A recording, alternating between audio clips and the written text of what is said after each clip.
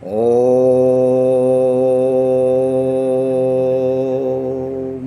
शूरासम्पूर्णकलशं रुद्राप्लुतमेव च दधनाहस्तपदभ्यां कुष्मांडा शुभदस्तु मे।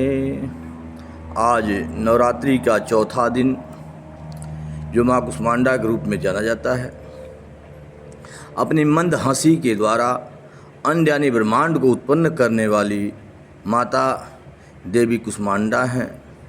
जब सृष्टि नहीं थी तो चारों तरफ अंधकार ही अंधकार था। इस देवी ने अपने ईषद हास्य से ब्रह्मांड की रचना की थी, इसलिए इस सृष्टि की आदि स्वरूपा या आदि शक्ति भी कहा जाता है।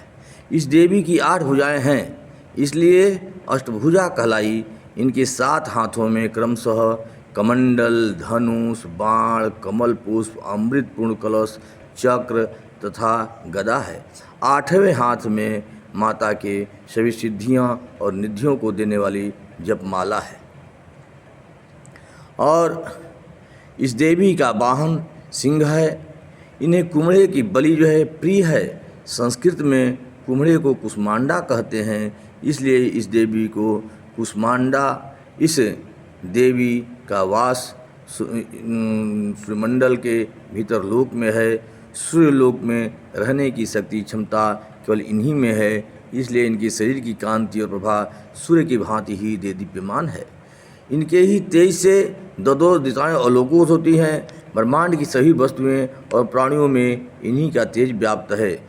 और चंचल और पवित्र मन से नवरात्रि के दिन इस देवी की पूजा आराधना करनी चाहिए। इससे भक्तों के रोगों और शोकों का नाश होता है तथा उससे आयु, यश, बल और आरोग्य प्राप्त होता है।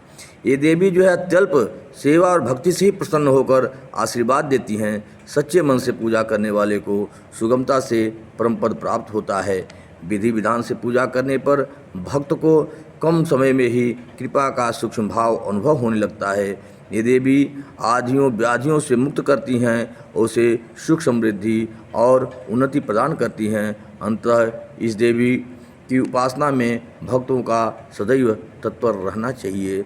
यह माँ भगवती की असीम कृपा होती है। यह माँ कुष्मांडा काया चतुर्स्वर की पूजा की जा रही है। माँ भगवती आप सबके जीवन को मंगलमय रखें, कल्याण में रखें। मैं प्रार्थना करता हूँ कि देवी की असीम कृपा हम सब के ऊपर बनी रहे। पूरा भारतवर्ष, पूरा वांग्मय, पूरी सृष्टि जो है माँ की अक्षुण्ण कृपा से सुखमय और शांतिपूर्वक व्यतीत हो। इस प्रकार यदि मेरा जो है वीडियो आप लोगों को अच्छा लगे तो आप निश्चित रूप से इसे सब्सक्राइब करें और शेयर करें।